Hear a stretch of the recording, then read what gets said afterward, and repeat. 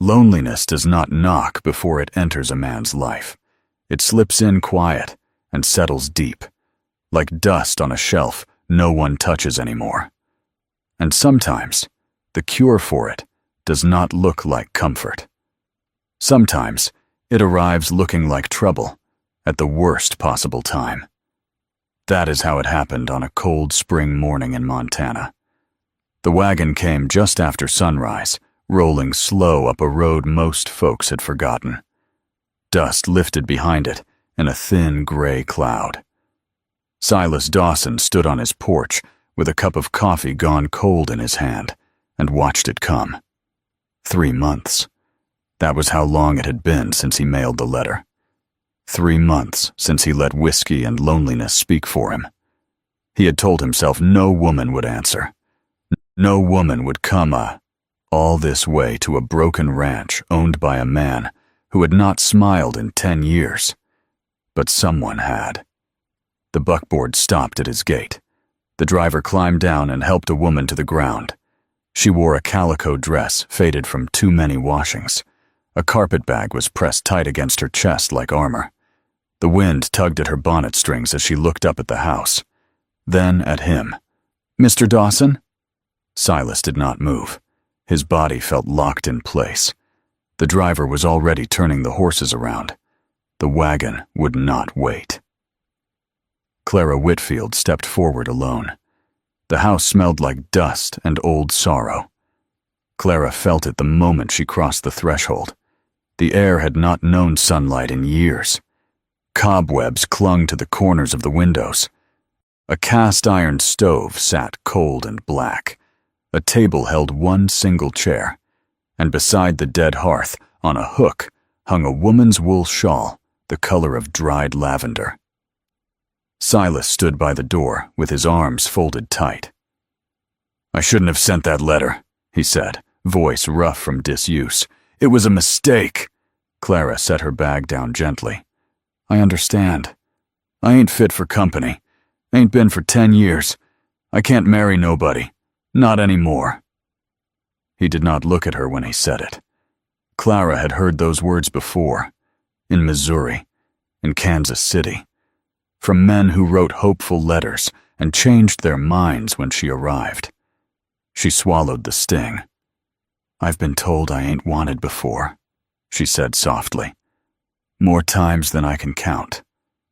Something flickered across Silas's face. Gone as fast as it came.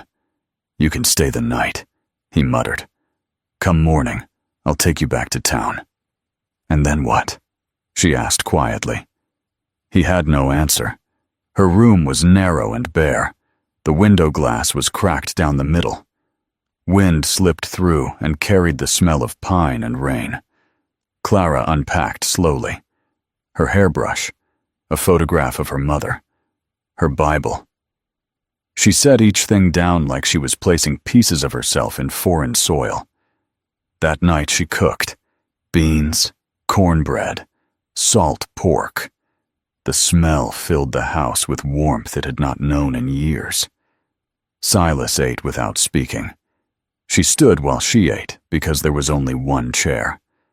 After supper, he walked out to the porch without a word. The wind cut through her room that night. Clara wrapped her shawl tighter around her shoulders. Sleep did not come easy. When she woke at dawn, something had changed. The crack in her window was gone. Fresh boards had been nailed tight over the broken glass. Sawdust lay scattered on the floor beneath it. He had fixed it before sunrise. She stepped into the main room. On the table beside her Bible lay a pair of burlap work gloves. New, stiff, waiting. Clara found the garden that afternoon behind a stand of juniper trees. It had once been tended with care. Now it was wild with weeds and thorns. At its center stood a wooden marker. For Elizabeth, who loved this garden. Silas's wife. Clara knelt and began pulling weeds. She worked until her knees ached and her hands burned. She cleared a small circle around the marker. It was not much, but it was life returning to soil that had been left to die. Silas watched from the barn door. He did not speak. That evening, over stew and lamplight, he said her name for the first time. "She planted them the year we married," he said of the roses. "The baby took her when it came. 10 years this winter." The silence that followed was heavy but different. Not empty, just full. The next morning, Clara returned to the garden. By noon, her palms were raw. Silas left a canteen on the stone border and walked away without a word. It was not much, but it was something. 2 weeks passed. The curtains appeared next. White fabric cut from flour sacks, hemmed neat and even. Clara had stitched them by hand. The house looked less like a tomb and more like a place where someone lived. Silas stood outside staring at them before stepping in. He smelled bread baking, heard her humming low at the counter. His chest tightened. For 10 years, he had kept the house frozen in time. The shawl still hung, the rooms still bare, the silence thick. And now this woman with a carpet bag and steady hands was bringing it back to life. That night, he held a whiskey bottle on the porch and did not open it. He looked instead at the glow from the window where Clara moved inside. For the first time in 10 years, his house felt warm. But warmth can be dangerous to a man who believes he deserves the cold. And the next morning, a fine black buggy rolled up the road toward the cabin. Silas saw it from the barn, and Clara saw it from the porch. The richest man in the territory had come calling. The buggy was polished black, the kind that did not belong on a dirt road like this one. Its brass fittings shone in the morning light. 2 strong bay horses stood still as statues, their coats brushed until they gleamed. Clara stood on the porch with a dish towel in her hands and felt her stomach tighten. She knew who it was before he even stepped down. Harding. He removed his hat and climbed the porch steps like a man who had never been refused anything in his life. "Miss Whitfield," he said smoothly. "I hope I ain't intruding." "Mr. Dawson's in the barn," Clara replied. "I didn't come to see Mr. Dawson." The words settled between them. Harding moved closer, just enough to feel like pressure. His coat was fine wool. His boots shined. He smelled like soap that cost more than most men made in a week. "A woman like you shouldn't be living in a place like this," he said. "Scrubbing floors for a man who won't even put a ring on your finger." Clara's grip tightened on the towel. "I'm doing just fine." "Are you?" His eyes swept the porch, the patched boards, the simple curtains. "You deserve better than waiting for a man who can't look at you." The truth of it stung more than she wanted to admit. 3 weeks she had been here. 3 weeks of cooking and cleaning and tending a garden that belonged to another woman. 3 weeks of silence across a dinner table. Harding's voice softened. "I can give you a real home. A house with glass windows and proper furniture. You won't have to wonder where you stand." Clara swallowed. "And what would I be to you?" she asked quietly. "My wife," he said without hesitation.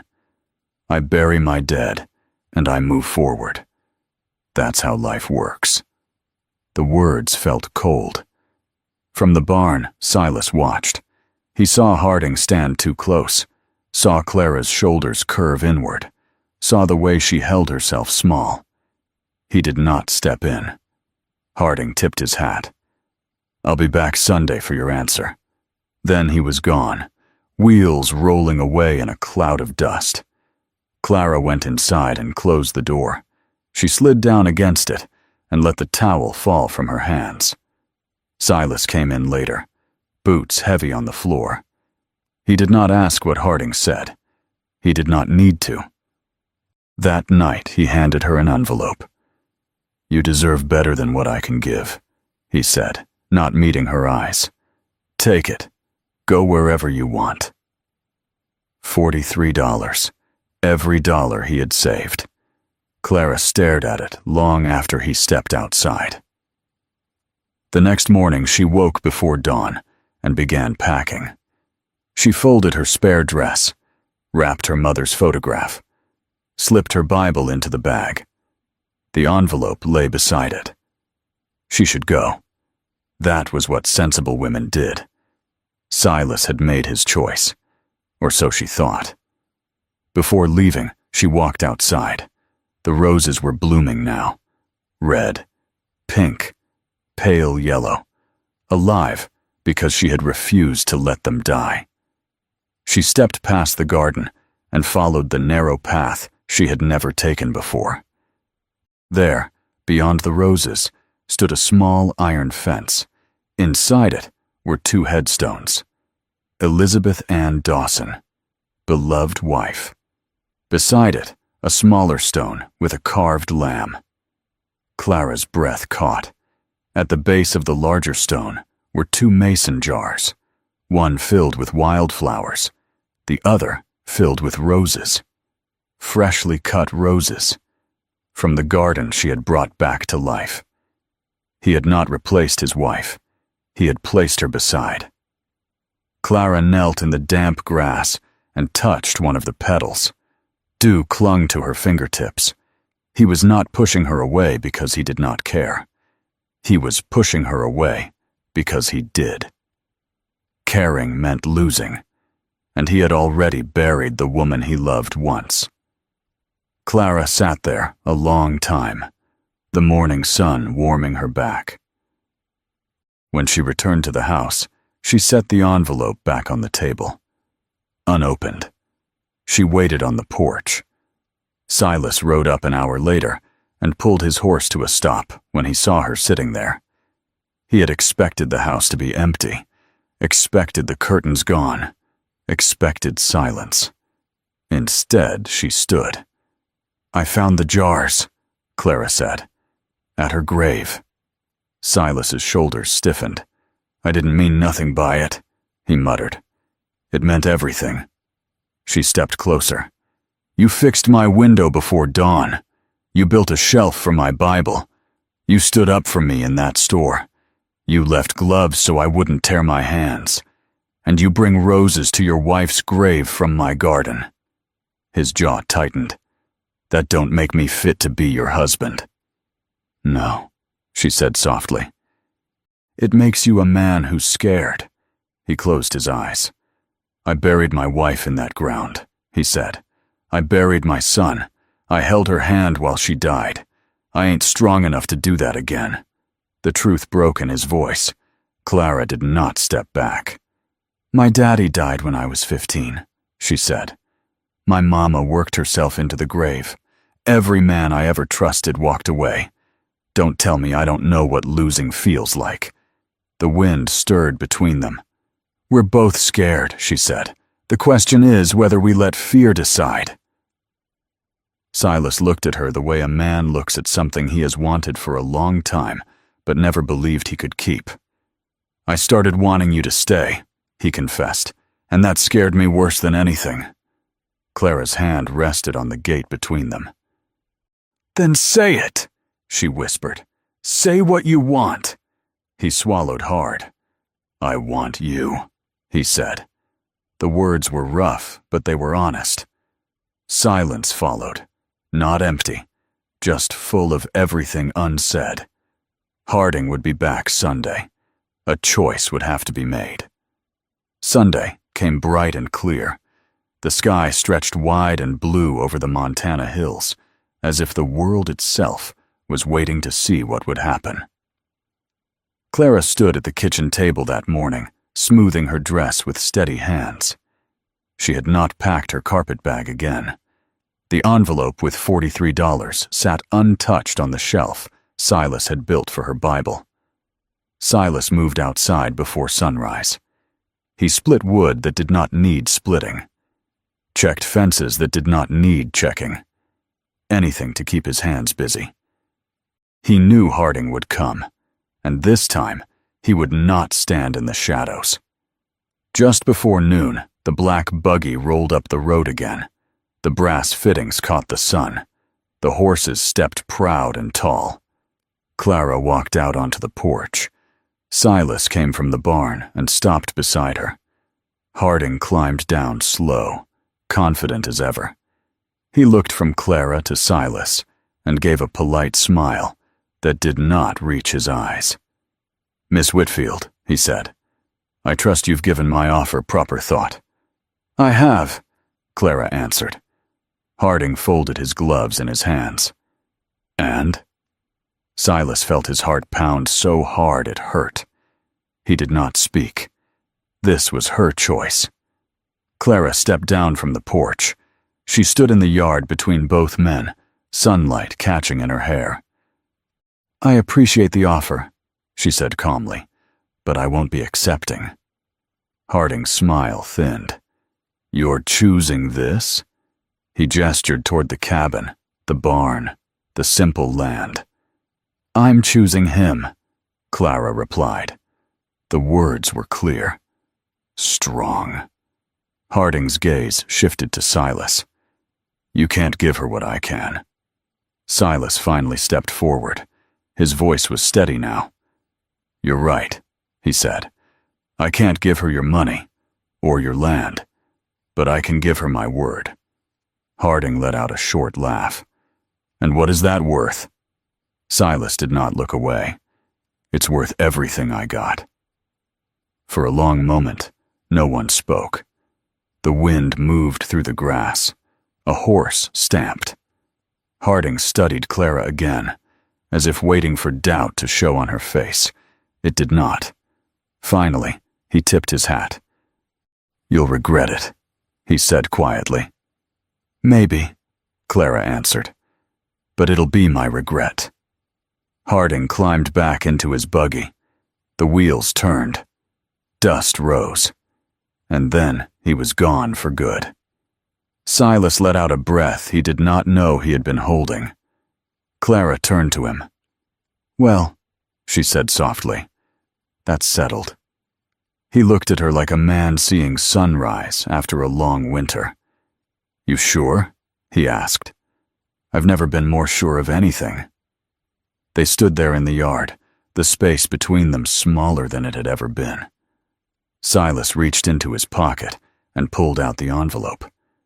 "I don't want you staying because you feel stuck," he said. "If you're here, it's because you want to be." Clara took the envelope from his hand. Then she tore it in half. The sound of paper ripping was sharp in the quiet air. She let the pieces fall to the dirt.